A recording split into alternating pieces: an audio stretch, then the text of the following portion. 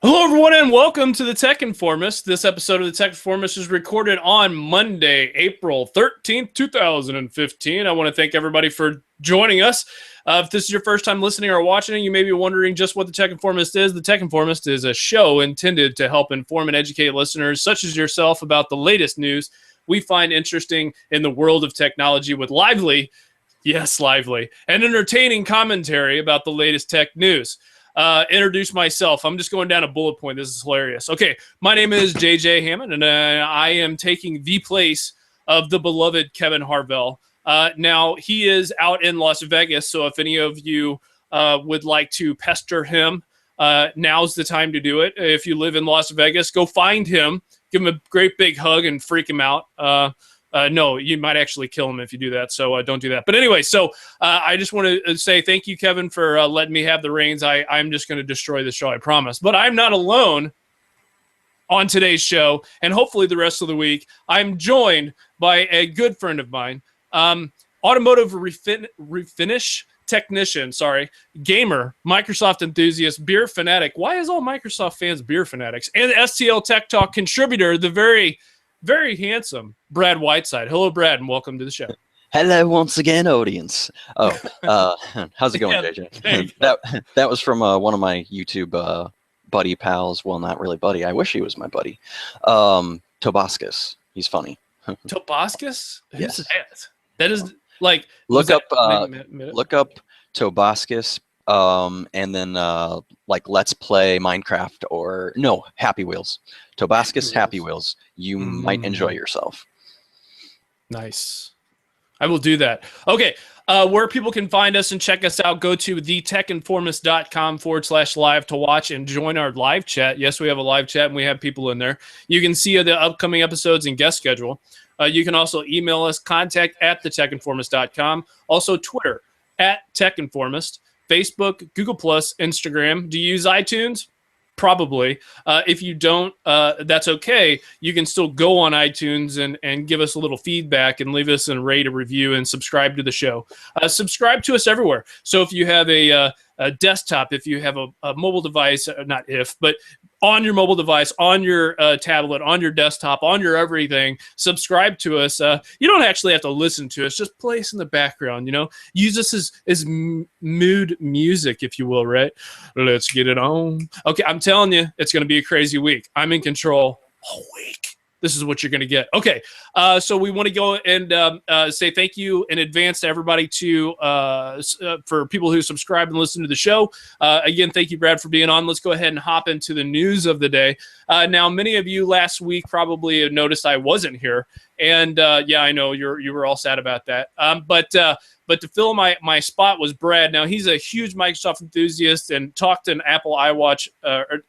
Guess what? I just said iWatch. But an Apple Watch user into getting possibly a Microsoft band, and that's how awesome this guy is. He doesn't even work there.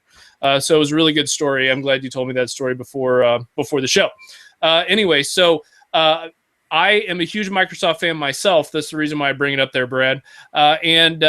One of the things that really has frustrated me over the last 12 or so months is flagship. What flagship? We don't need flagships. What's a flagship?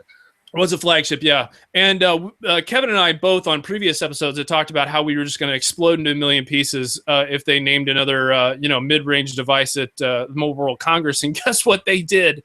So they're really testing my ability to stay in one piece.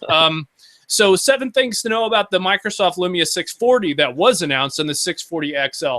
I want to talk about this real quick. First of all, Richard Devine, he's gorgeous. Not just looking, but he's just a great human being in general. He has a nice rundown here on this link, and I'll put it in the show notes as well once the episode page is up. But basically, it kind of highlights Microsoft's first true, kind of. No, I wouldn't say flagship, but I would say like mid-range flagship. Mid-range flagship, yeah, because like the 830 was kind of like meh, because for like just a couple bucks more, you could get a really nice Android device, right? Like, and I know it has Android on it or whatever, but just a couple more bucks, you could get like the G3, and that's what I've been rocking, and it's gorgeous. So, but the 640 though is super, super inexpensive, and it looks really, really nice. And honestly, I want to pick this up because it's the first Microsoft device I think that's going to come to the US eventually, or like a variant of it, that is wholeheartedly like Microsoft done, right? Like it doesn't have any Nokia stuff on it, right? Like as far as labeling and all that other kind of jazz. And if you guys can see behind me in the live video, I've got all of Microsoft's, devices and stuff like that. So I kind of want this one for my collection, but I don't want to use this one for my main device. And here's the real reason why. Screen quality. I don't care. I don't care. I don't care when people tell me that the screen doesn't matter. And there's a lot of people who are like, oh, whatever, Quad HD. Dude, if you stare at a screen for as long as I do, like I want that thing to be freaking gorgeous. And this is only 720p. And the edges aren't crisp enough for me. And I know this is not a problem for most people, but it's a problem for me. And this is a very frustrating thing. But anyway, so this has a lot of cool features to it. So first of all, it comes with 1 GB of RAM, which is a big deal because Microsoft's making a big deal about pushing Windows, especially Windows 10, to lower RAM devices. Now, we got to talk about that a little bit. 512 megabyte devices, they're eventually going to be kind of phased out. And the reason why I say that is there's going to be a lot of developments going on in the future. So you're going to want at least one gigabyte is going to be the standard, as was 512 for the last couple of years. Would you agree with that, Brad? Oh yeah, definitely. I think we're definitely getting rid of the 512. Right. If we haven't already. Right. The other thing, too, is it comes with Lumia Denim on board, which is really, really nice. And it comes with Windows Phone Update 2. And that's also important because there's some tweaks inside the device that kind of make it work a little bit better, just kind of overall. Obviously, that has LTE in it, which is really nice. And it has dual SIM. Brad, you were talking about on a previous show how you'd like to be able to travel the world with just the one SIM, instead of these dual SIM type of situations, and that's really, really important. Also, you've got the, I guess, the nano SIM. So you'll have to use an adapter, so that's kind of important there. The 2,500 milliamp battery and the 3,000 milliamp battery. So I'm rocking the G3, and this thing can go all day on a 3,000 milliamp battery. And this is with the Quad HD display. So you can imagine what a 720 display will do on a 3,000 milliamp or 720 or 2,500 milliamp, right? You at least get 2 days probably out of this thing. That's my thought, right? So yeah, take that for what it's worth. Plus, they're bundling this device with 1 year of Office. Plus, it has a front-facing freaking camera. How stupid was that to not put in the 635? Because those things are selling like hotcakes. So really great post here. Brad, do you have any thoughts on this device when it does come to the U.S.? Because it'll eventually come in some form of fashion to the U.S. Are you excited about this? What are your thoughts? Actually, yes. I'm actually kind of excited about the XL version. I mean, if I don't know, something breaks or whatever in the meantime while I'm waiting for the newest flagship, that is definitely an option, and it's not that expensive. Yeah, I mean, off contract, what, $240 or something like that. I mean, that's not bad for what is essentially close to 3 years old technology. Like basically what I got in my 920, and my 920 was a fantastic phone. Yeah, exactly. And I look over, my wife's using her 920 when we're sitting on the couch. I look over and she's just rocking that thing like it's nobody's business. And I'm like, ignorance must be bliss, like it's like, not knowing what else is out there. I don't know. Anyway, so but that device, I swear to God, her screen on her phone, her 920, is the best screen I've seen on a 920. I don't believe that that's normal. Like, I'm looking at it and I'm like, right next to my 920, and I'm like, I'm telling you, it's a different screen. She's like, you're crazy. And I'm like, yes, but the screen is nicer. I don't know why. I don't know how, but it is. Okay, so I forgot something, Brad, that I always do on Mondays and when I'm on the show, and that's our Kevin calls them motivational Mondays, but it's actually quote Mondays. So I want to do a quote by Oscar Wilde. I can resist anything but temptation. That's gorgeous right there. I don't care what anybody says. That's amazing. So, Brad, why don't you go with your first story, sir? Alrighty, let's see. Microsoft responds to all of this talk about power consumption and how much power these new generation consoles, suck up, and now they're gonna give you the option to have an energy saving mode, which is essentially, instead of your instant on mode for the Xbox One, you can just turn it off all the way, kind of like turning off a computer all the way, and that'll save you, I guess, a few bucks throughout the year. I mean, so this has come up because like electric companies, I guess, or people, maybe not electric companies, but people who are just insulting the new generation of how much power they consume, which by the time it's all done, there's a little asterisk here at the bottom that says the average US customer can expect to spend somewhere between $6.50 to $15.50. I'm okay with paying that for an entire year of just being able to say Xbox on and right.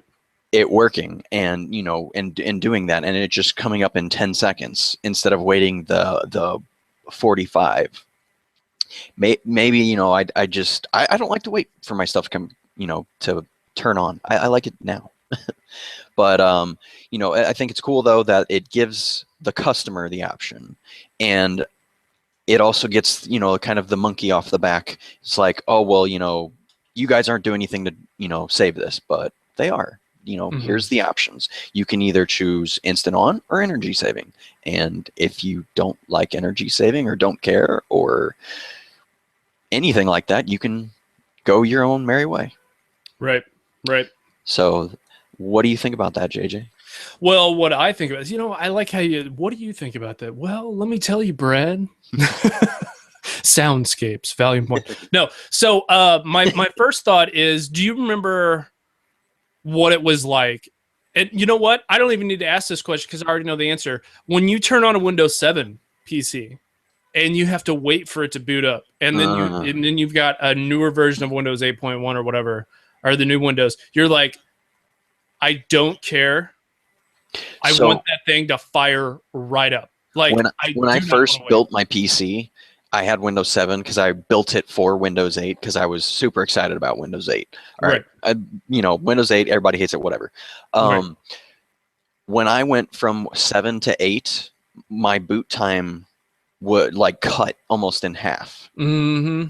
And for my PC to boot up in 20 seconds, 15 seconds, that's awesome.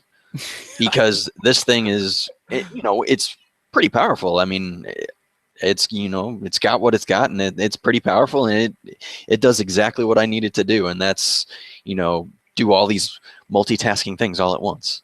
But yeah, anyway, go ahead.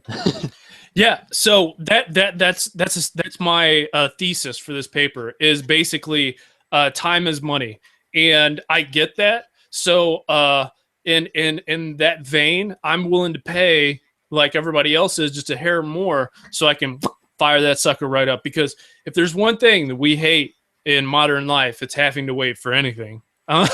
Yeah, I mean, and even going on this average U.S. customer use, $15 for being the highest average, of energy consumption. That's not a lot for the entire year.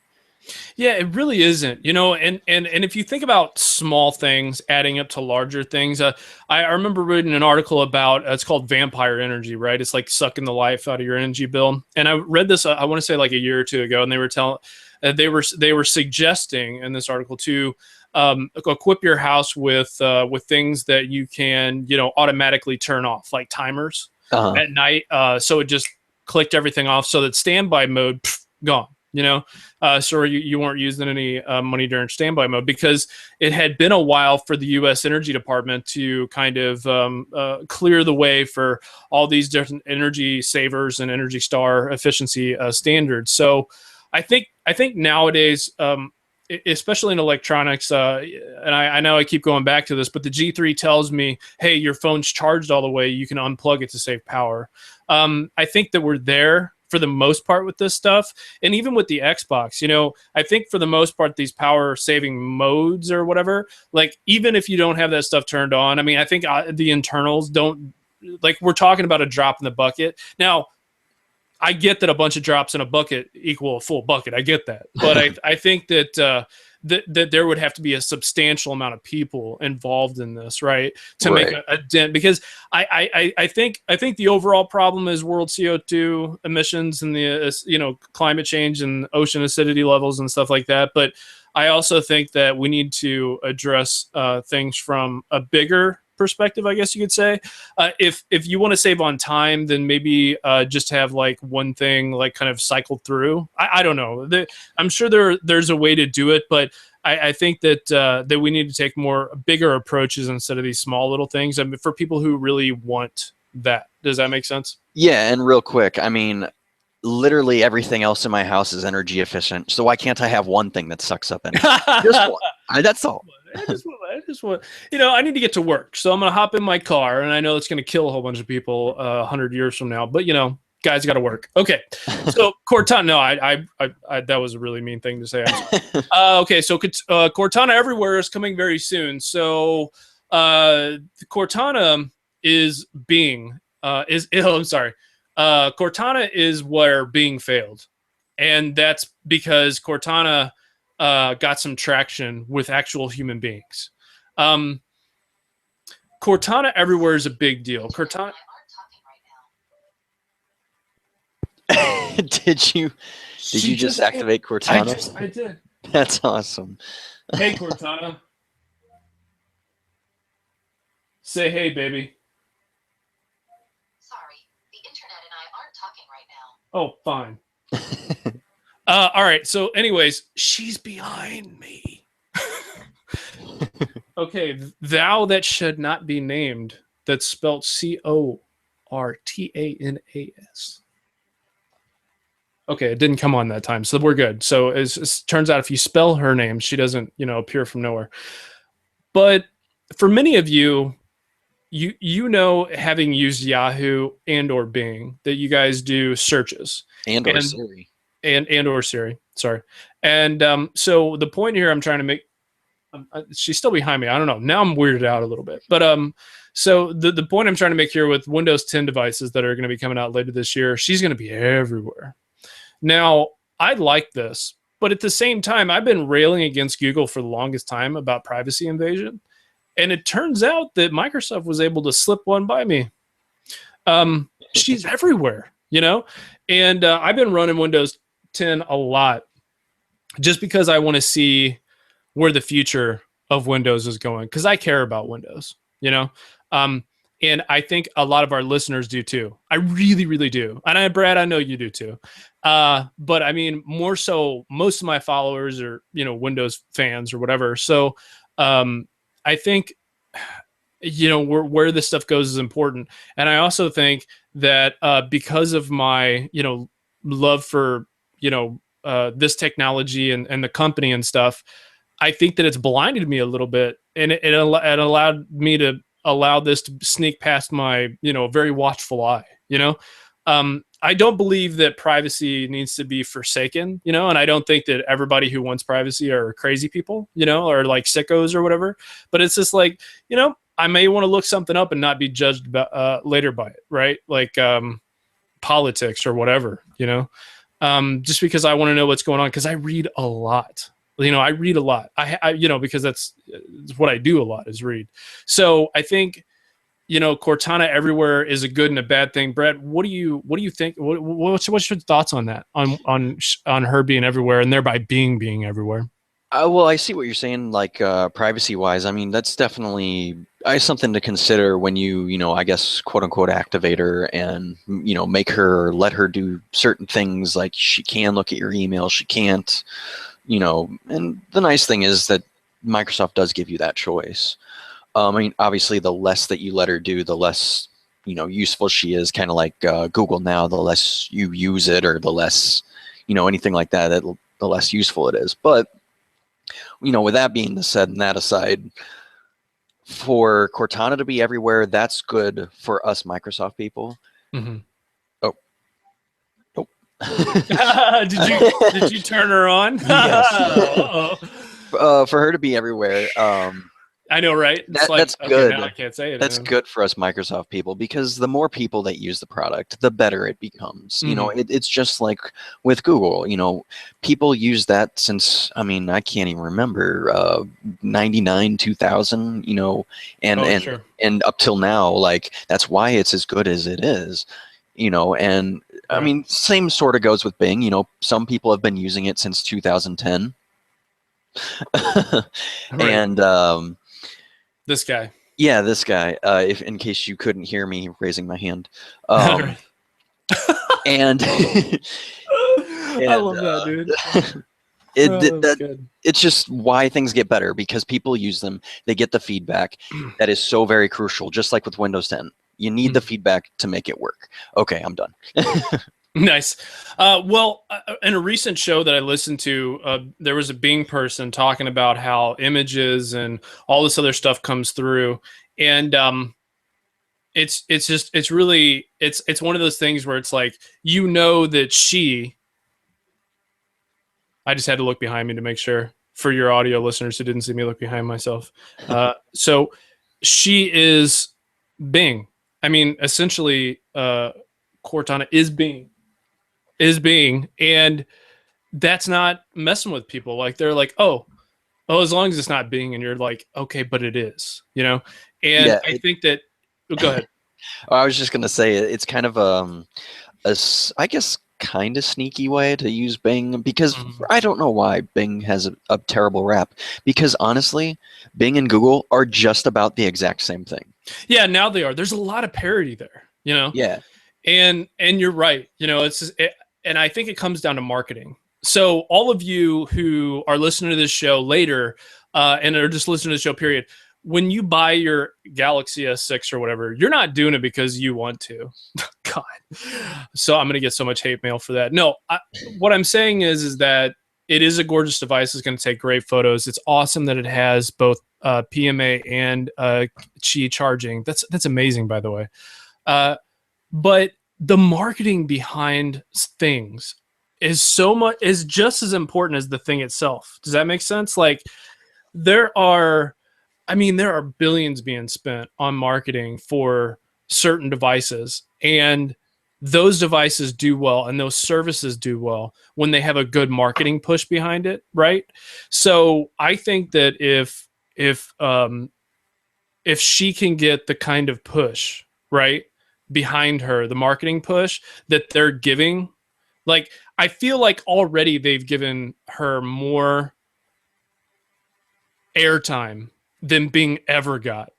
You know, like Oh, for sure. you know that's just hands down what it is. So we've already spent way too much time on this. So let's talk about your story.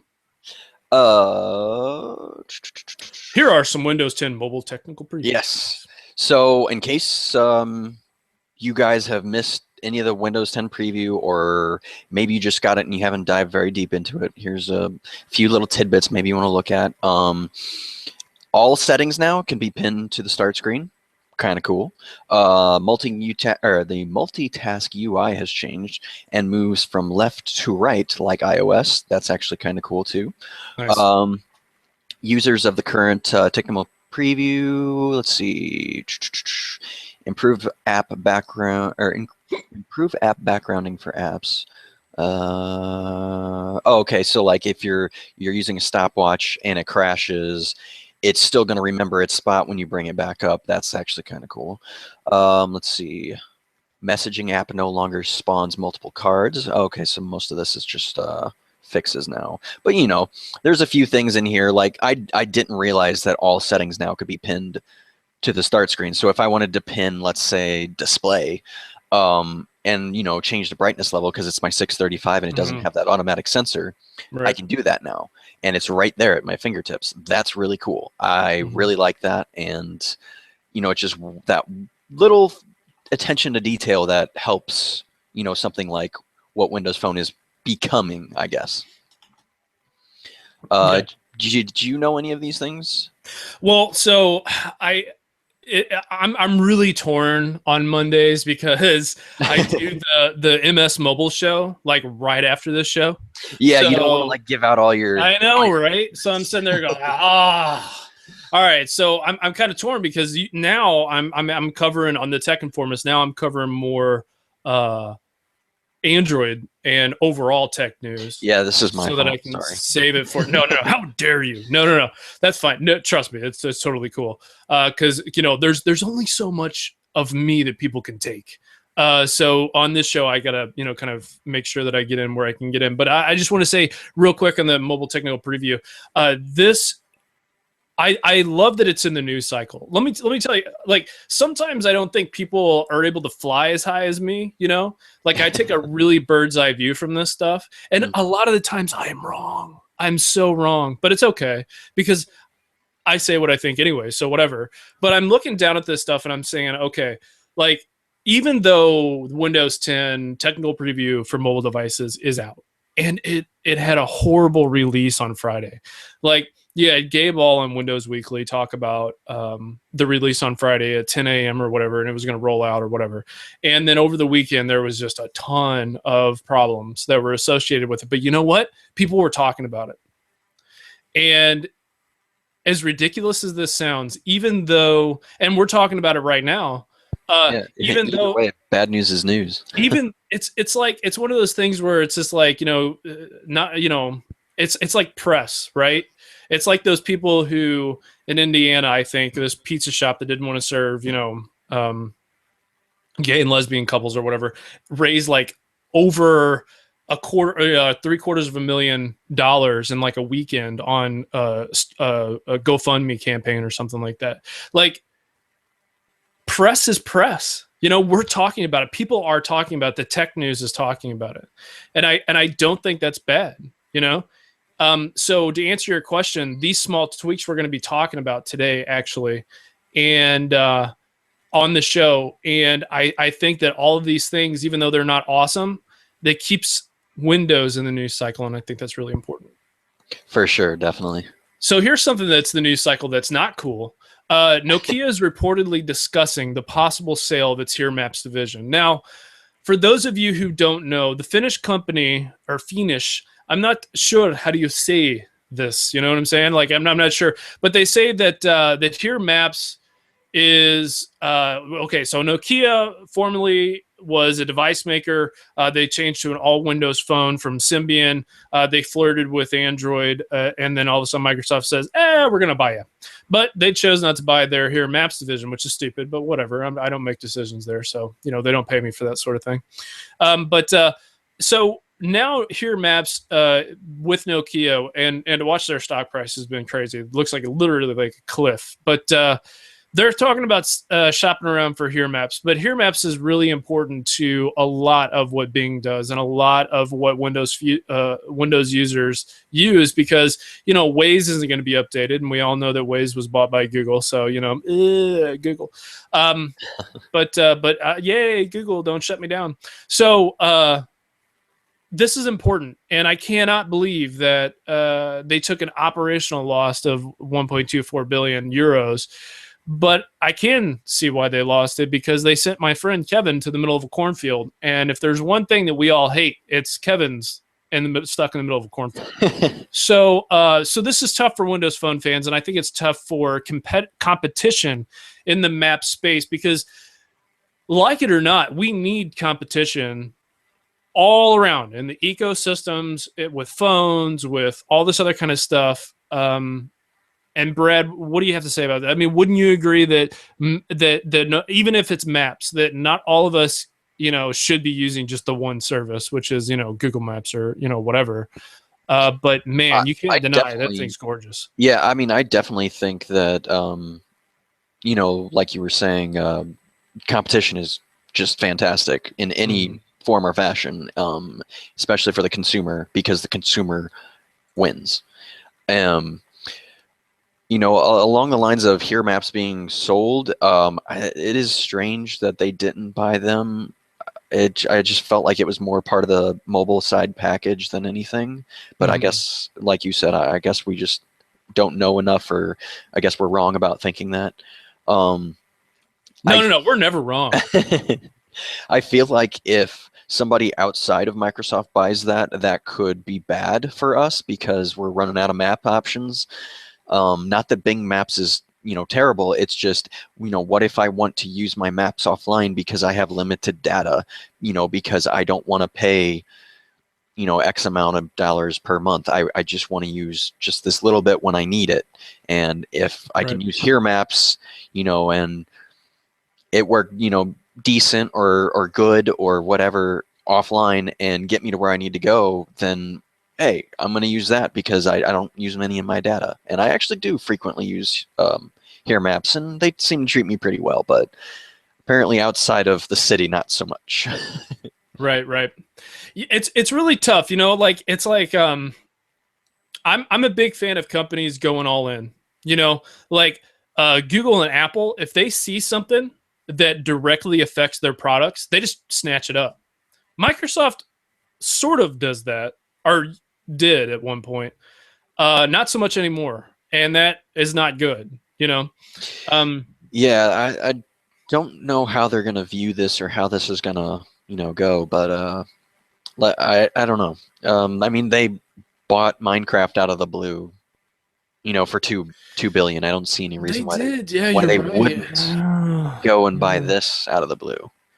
So what's up with that Minecraft band? Did you see that coming? That was crazy. Yeah, maybe we'll talk about that later. It's kind of strange because just off topic real quick. It's kind of strange because you know what? I'm running the show. Do whatever you want. That's been out for a little while. Has it? Yeah, and I believe it's been out since Christmas or just after Christmas, and they haven't really said much about it. But now it's all of a sudden it's like, hey, this is out. It's like, well, wait, that's been out. I'm confused. I guess they're just starting to market it now a little more, which is fine. I'm sure we'll see more of why that's a good idea. Maybe you can plug it into the HoloLens or something, a USB port, and charge your game that way. You called on the great HoloLens. The holy grail of the holy. Oh my gosh, it's like the Ark, dude. I'm telling you, like the lost Ark of the Covenant. No, dude, I want that so bad. If they can come in, like you said, Brad, on a previous show at that $500 price point, dude, I'm selling somebody to get that. Yeah, I mean, even just go look at it at our local Microsoft store. I would wait in the line all day, drink some Starbucks coffee, whatever, chit chat until I can finally check this thing out. Because if it impresses somebody who is, into Windows but is a little cynical right now because of the things Microsoft has done in the past, like Paul Thurrott, if you can impress him with something that seems so gimmicky, I want to check it out. For sure. I want to thank Daryl for always being a huge supporter of the show, also for sending me hilarious emails and for popping in the chat. I really appreciate that.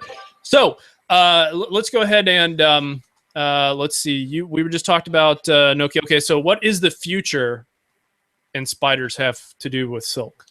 So I'll just read you a little thing off of here and then we can discuss. There's been a lot of talk lately about how spider silk is, crazy wondrous material, and that it may soon find its way into things from like electronics to ultra strong fabrics. Well, now they're talking about growing like organs in spider silk. And, growing new organs and tissue outside of the body is just bleeding edge technology. It's just not something that we've really done.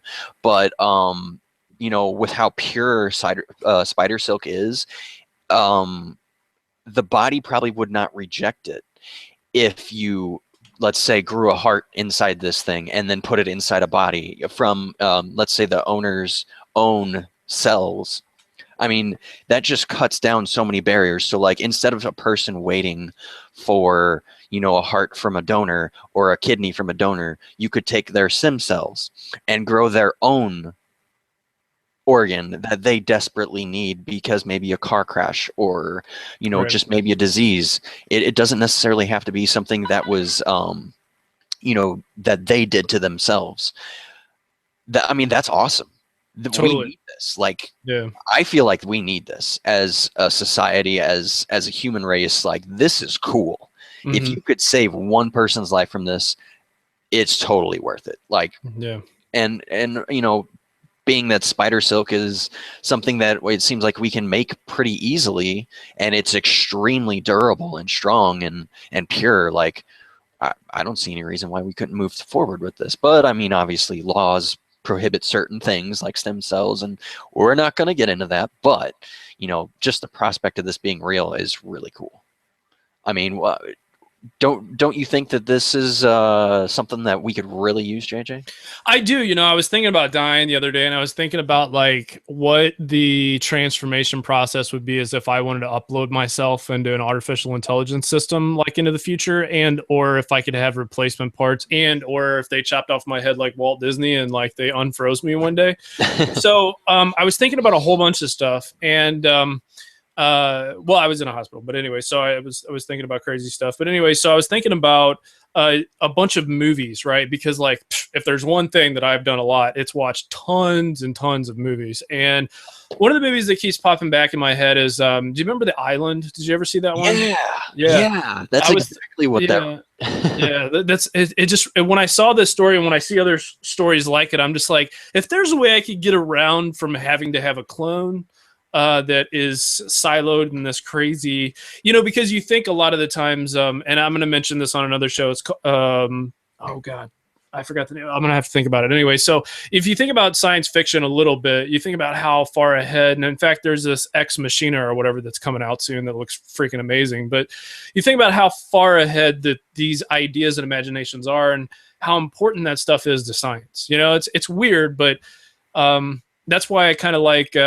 You know, that's why I kind of like Apple a little bit, is because they have that, you know, flair for the dramatic and flair for the artistic stuff, you know, and how important it is to their, like, you know, GarageBand and all this other kind of thing, you know, like music and all that creativity stuff. But one could argue that Adobe does that for Microsoft or whatever, but I think that that we strive for ideas and like higher purposes. And I totally have a hero complex. I always put myself in horrible situations to try to help other people, and I always fail miserably at it. But I think that the like us talking about these sorts of things kind of fuels the fire of like people who can be better than us, right? Better than ourselves. I think that's why we have kids. It could inspire, like, you know, a politician who could change the rules, who, you know, therefore, you know, allowing us to do certain things like this, and that's good. That's what I want. Like stem cells, right? Let's see, our previous president, I'm pretty sure, like, no stem cell stuff. And then, or wait, maybe he did, but the one before, I don't know. Anyways, so there was like a whole thing, and like science for that sort of thing could have been moved so much farther forward if, you know, people just backed off a little bit. Places like, I think Russia's doing this right now, lots of stem cell research, and we're falling behind the curve now, because the rest of the world, you know, putting their you know, ideals aside for the sake of research and maybe helping someone out or curing something, you know, are doing these research things, and we're not. Like, we're just not, and that's a little disappointing, because it's almost like as if we were in a space race, but then we're not building rockets. I know. You know, I think the U.S. is Microsoft. That's funny.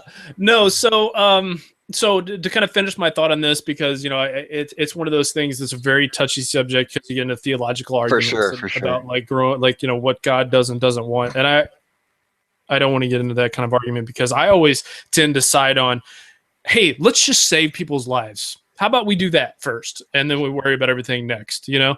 But I think that I don't think that we have to sacrifice our morals, so to speak, to be able to grow replacement hearts, you know? And I think that this is a way better solution than... because you have different veins of thought, right? Because I was thinking about this, right? Because you've got, okay, let's figure out a synthetic way, right, to regrow organs or body parts especially livers and pancreases and that because of pancreatic cancer and diabetes. So you think about, okay, well, let's go the, artificial route, right? Where it's like a machine as opposed to like a living organism. So you have those two different things. And I think that if we can push the science forward and keep our options open, hey, that's awesome. Okay, Brad, would you like to choose how you'd like to spend the rest of eternity? Would you like to keep replacing your body parts, or would you like just to go ahead and go full on machine? Like you walk into a store, Right. So that's cool. Whoa, we just see that's what you get when I'm in charge. Facebook finally releases a standalone site for their popular messaging service. So if there's one thing that I've noticed, Brad, it's when I have an idea. I feel like when I have an idea, all I have to do is wait because somebody else is going to come up with it and actually do it. Because it turns out that I'm a little lazy. Or, maybe they came out with that idea and you're just, it's like, hold on and wait. It's coming, JJ. I know, right? Yeah. Okay. Let's just say, because my ego doesn't allow me to think that other people are smarter than me, let's just say for the sake of argument that that's true. I moved our team over to Skype because I was sick and tired of my browser taking up all of my CPU. And for those of you who know what I'm talking about, dude, Facebook makes any PC just scream. And I know that Chrome devices as well, like the laptops, the Chrome OS and stuff, it just makes them scream. You're like, that's all you can do. So Facebook is like, whatever. So I tried finding like a Google Hangouts or like a Skype standalone messaging service. So I went in and I did the Facebook app for Windows 8, which is atrocious, by the way, for anything other than touch. And it's still kind of atrocious for touch. So I won't. Anyway, so they do have, guess what, a standalone messaging site now, just so that your browser doesn't have to scream when you want to do Facebook messaging. Here's why this is important. Many of you don't even like Facebook. And in fact, as soon as I can not have it anymore, that is going to be a good day for me, because I really don't like it. I find that it's really toxic now. And I know there's a way to not make it that way. But it makes my browser scream, and I'm doing a lot of stuff anyways. And we all know that heat damages our electronics, and the longer exposure to heat, the shorter lifespan of your device. And it would really just make a lot of sense for me just to have the messaging service to talk to all my friends, right? Because I don't want to know what you have to say on Facebook. I just want to know what you have to say to me directly. Because it turns out that most of my peeps and most people, there's like two versions of them. There's the online version, and then there's like the in-person version. And that's just the way life is. That's the way people are. And it's just really nice to not have distractions in the background, because again, I'm like a moth to a flame. So if there's like something behind my message, like, hey, somebody just posted this, and it's like dead baby or something like that, I'm just like, God, I just want the messaging service. Well, it has it. It's messenger.com. How they got that URL, I'll never know. Yeah. So go check that out. It looks pretty like it works really well. I'm going to be checking it out over the next couple of days. But Brad, what do you have to say about this, about Facebook kind of like turning into a platform and kind of like doing what they said they were going to do? Well, it's interesting because they've been talking about doing all these different apps and all these apps revolving around Facebook or, similar to Facebook. A lot of the apps that they've put out, like, people just don't touch or care about because they have apps already doing those things.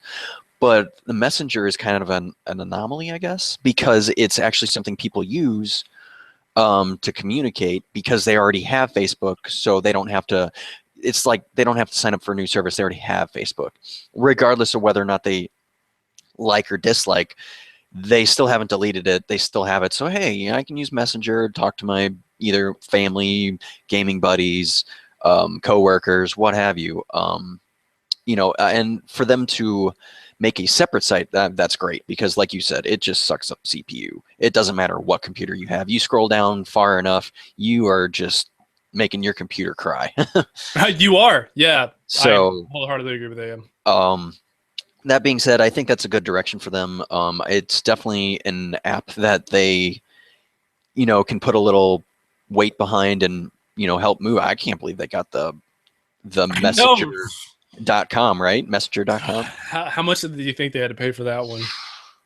I don't know. That will be $1 million. Yeah, it depends who had it, but I'm That's sure true. they paid a pretty penny for it because, well, let's face it, they can afford it. I would just want to go back and say something real quick. If that's true about the whole head transplant thing, right the heck on, right? Yeah, thanks, Roll. That story is incredible. That's creepy, right? Yeah, it is a little, but I'm interested to see where that goes in the next couple of years. So just think if you here's something weird about Facebook, and then I'm going to tie this in, and you guys are going to like it with eternity. Just think about if one day we're able to do that, and you have to answer for your Facebook crimes in the future. Whoa, right? Think about that. Like, this stuff doesn't go away, man. Like, it's not like, oh, we forgot about it. No worries, man. I'm over it. Like, you can keep coming back to it and being just as mad, right? When stuff lasts forever. Yeah. That you've said, or maybe you went off the rails a little bit, like what I'm prone to do. So, what if, Google turns out, since they patented forever, like the AI or whatever, they're like, yeah, we're not going to let you expand anymore. We're going to delete half of your brain profile. No, it's creepy. But think about this, Brad. So when you're transferring your consciousness up into a machine, if that's the route you decide to go, you can't exist in two places, like your conscience. Mm-hmm. So that AI version of you is going to take over. Does that make sense? And Right. You're not, like, the you that you are now aren't going to go full head into that you in the AI version.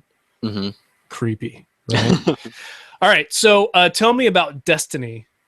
All right, so finally, it has been announced, the House of Wolves expansion release date, which is Tuesday, May 19th, which is about roughly 5 months since the last DLC. They pushed this one back a little bit, and probably for good reason. Usually when, developers decide to push things back, it's for good reasons, and just let it happen, because it'll come and everything will be great. But Destiny finally gets a release date for the newest DLC, which is May 19th, House of Wolves. And that's really the biggest thing about this. We've been waiting for when they were going to announce it, and today was the day. So look for that in about a month and a week's time. And if you already have the season pass, you'll obviously get it. If not, I believe it'll be $20 standalone. Well, not standalone, but $20 for just that DLC. So if you have Destiny, I know you will check it out. So while I'm talking about this next story, Brad, could you do me a huge favor and look and see if the work and play bundle is still going on? Sure. Okay, real quick. Destiny is a game that looks amazing, that I have not played, but looks freaking amazing. And it looks like it's got a lot of support, and it looks like there's a lot of people behind it. And that's something that's cool, because when you have that kind of momentum, you're going to keep getting these cool expansions and different stuff like that. And I think that's what we can all agree we like, right? If there's one thing we know as consumers, it's easy to fall into a groove and be like, oh, there's no one else here. So that sucks, but this is cool. And I like seeing expansions. I don't really have a good point of reference, or I don't feel like I could speak confidently when it comes to being, kind of ticked off about the fact that most games are going to this model where you have to continually pay for the same game over and over again. But, whatever. But I still think expansion packs are cool, and this one looks pretty neat. I actually looked this article; it's pretty sweet. But my next story, real quick, is the market share is looking really good for the LG G line of devices. The new G4 is going to be coming out, most people think, on the 28th of this month. That is a day before Microsoft kicks off their Build conference, so there's going to be a lot of Android people who aren't going to be watching Build, but are going to be checking out this new LG device.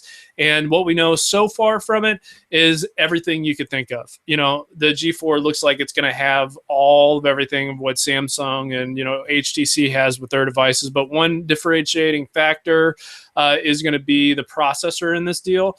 But the overall design looks pretty interesting. It's going to the Galaxy Note line where it had that fake leather to it, which is but you also can choose from that and another one. And there's also talk about possibly a stylus. The reason why I'm talking about this is you can pick up an LG G3 right now for super cheap online, and it's pretty much just as awesome as the G4 is going to be from what I've seen so far from the leaks. And it's just an amazing device. I would suggest this to anybody because this screen is gorgeous. It's got a removable battery, expandable micro SD card up to like 2 terabytes, which is sick. And it's got everything you want: wireless charging. And if you are on AT&T, you can hate on them a lot because they sided with the PMA version, and don't even get me started on that whole thing. But LG has shown that they're going to be here for the long haul, so I'm very excited for LG and LG's line of products because I really like the G Watch R and I really like the LG G3, and I think people are going to like the G4 and the G Flex. You know, a lot of people like that device. I don't know why, but a lot of people like that device. So right on. So Brad. QU coming back in. What do you have to say? I wanted to agree with you. The LG screens are amazing. I have an LG TV and I am sold on their panels. Anytime I go into a store, it seems like the LG TVs are superior over everything in the store, and that's just my opinion. And I just really love the OLED panels that they have. And to your point, like that screen is gorgeous. I have the G Flex 2, and it's a little maybe gimmicky and whatnot, but the screen is gorgeous, JJ. It is so pretty. Yeah. And I mean, if I could get something like that on my Windows phone. I know. Yeah, I know. They keep saying, Microsoft keeps saying, oh, the screens. I'm telling you, once you go gold, so to speak. I mean, I'm paraphrasing. You can never go back. Because it's just, you're like, the edges are crisp. The quality of this thing is amazing. It's better than, like I'm watching a movie on, like a Netflix or something like that. You're just like, the screen is amazing. Yeah. And it's, I could go on and on and on about the freaking screen, but anyway, so we're excited to see what they have to announce. We're excited to see. My next TV is going to be LG, just because now I'm kind of invested in the stuff because I have the Nexus 5, which is LG made, and the G3, and like I said, the wearable. So it's they make good products, and I'm really glad to see that they're getting traction in the smartphone market. And I think the G4 is going to be a really nice device. I hope so, too. So, and what would be really cool, Brad, is if they had a Windows version of it. I was just about to say, like, it's kind of like either aggressive marketing or very ballsy of them to like do this right before build, because build is a big deal. I mean, it's not just mobile. Yeah, not just mobily. Like, build is a big deal. There's a reason there's not a lot of things going on around build, because they know that it's going to dominate, especially with HoloLens and Windows 10. Like, this is a huge year for Microsoft. God. Yeah. So, any news that's maybe that's why they're doing it right before build, so they can just get that in there and slip that past people. But I mean, for the rest of the week, everyone's going to be talking about Microsoft, whether you like it or not. That's how it's going to be. Yeah, because this is the defining moment for Microsoft. It really is. And I truly believe that. Like, there's a lot of things that I say with confidence that I think is true, but this is, I know that if they don't wow the socks off of people, it's over. And the reason why I say that is just, I mean, if you look at the mass exodus and how much people are spending time with Swift and Xamarin and, just different stuff for application development, Windows is like BlackBerry at this point. It's just like, why? Right. Why even worry about it? Because some numbers came out. We can talk about it on Wednesday's show. 6.5 million Windows Phone users compared to 100 million or 50, even 50 or 60 million. Yeah. Other So if you want to make money, you're going to target those other things first. And I got to say, you spend a lot of money on research and development and of applications for your company. And like Kevin's said on multiple times, we live in an iPhone world. Unfortunately, we don't live in a multi ecosystem world. When you see new apps coming out, it's always Apple first, and that sucks. But man, if they don't wow this and what's Periscope, Periscope, they're both iOS. Yeah. So I mean, if Windows doesn't and Microsoft doesn't say this is why Windows, because Mary Jo said this a bunch of times, why Windows? Yeah, and it's a valid question. It's a valid question. Honestly, I mean, I do like their stuff. I like the way it's designed, but why? Why Windows? Why can I convince somebody else to do that?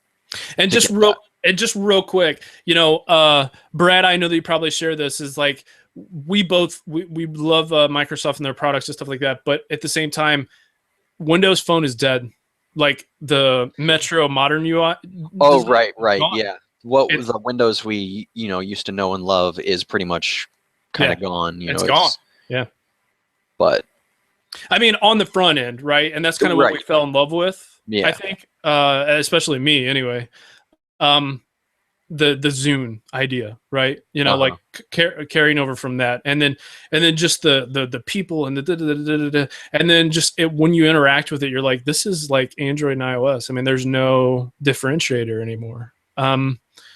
So, and I know that's like when the number one complaint in the user feedback is don't use hamburger menu, don't, go back to, the modern Metro UI.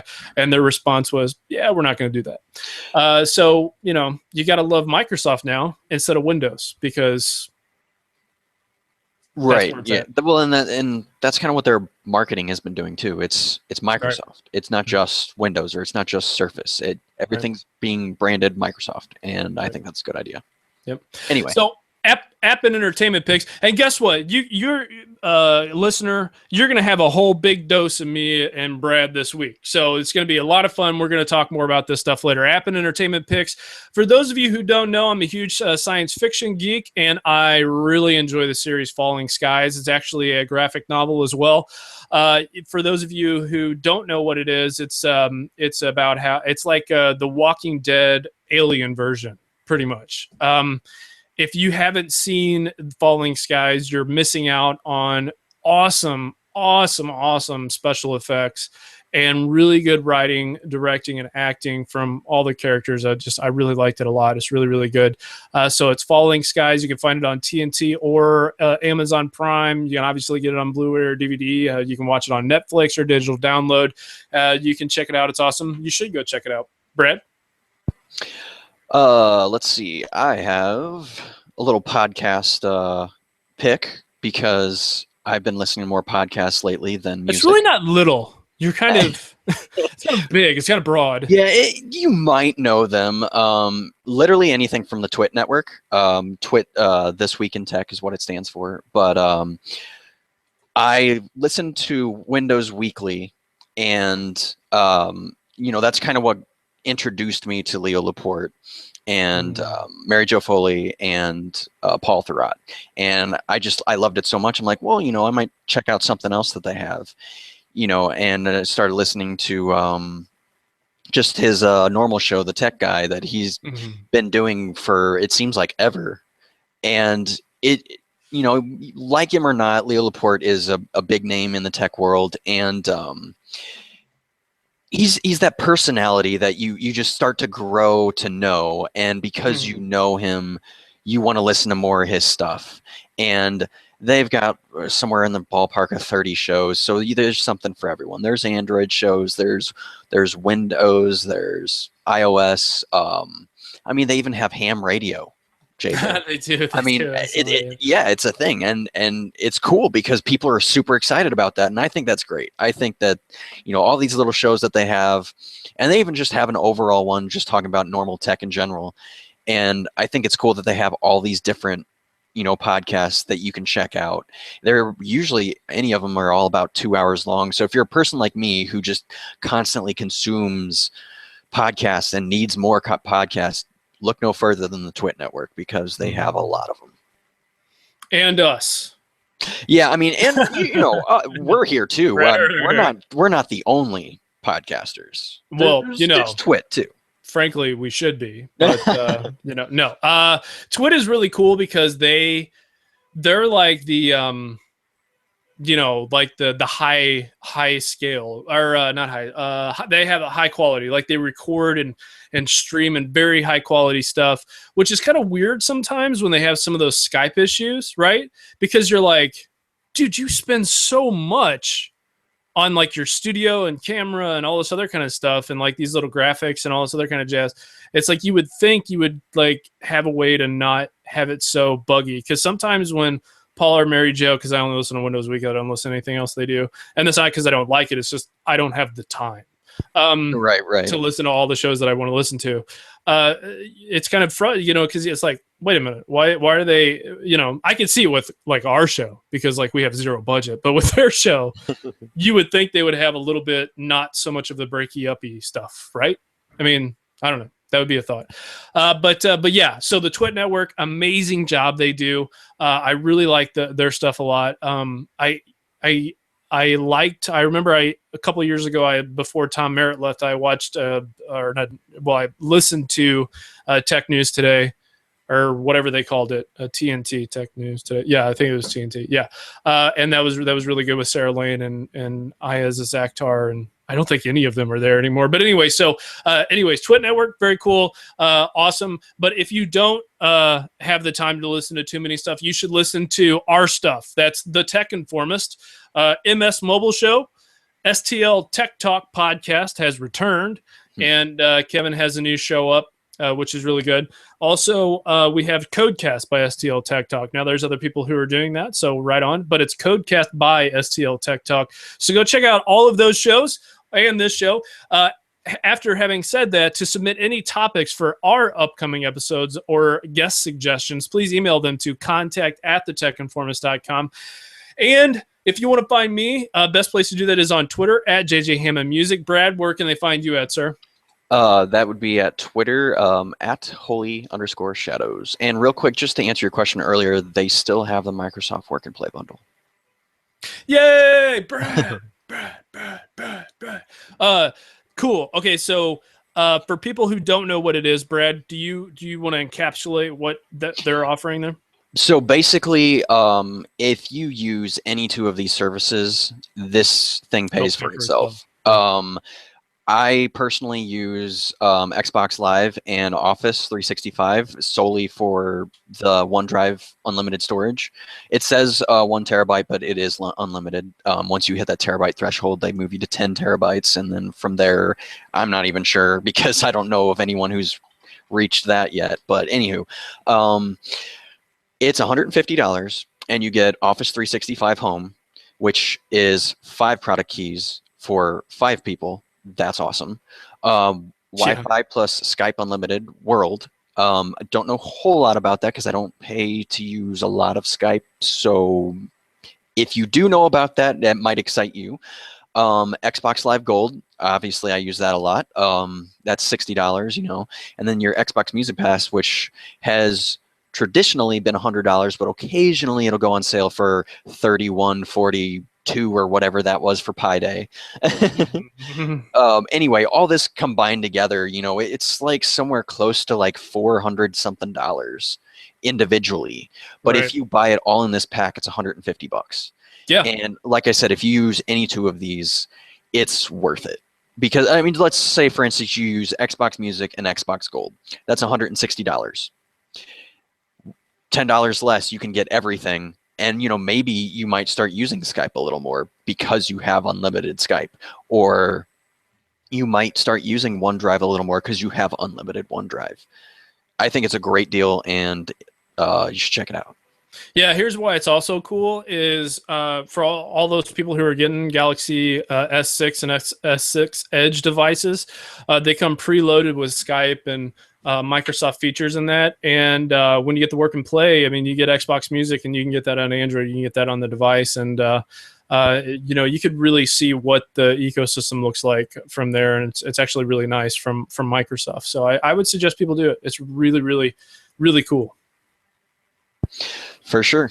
Definitely. All right. Well, Brad, that does it for another episode of the Tech Informist. Thank you so much for being on again. I really appreciate you filling in here. No problem. It's been fun. It's been great and all that jazz. We would like to thank all of you, our listeners and viewers. We truly appreciate it. So thank you also to those who joined the chat room. So from everyone here at the Tech Informist, consider yourself informed. And until next time, we are out. See ya.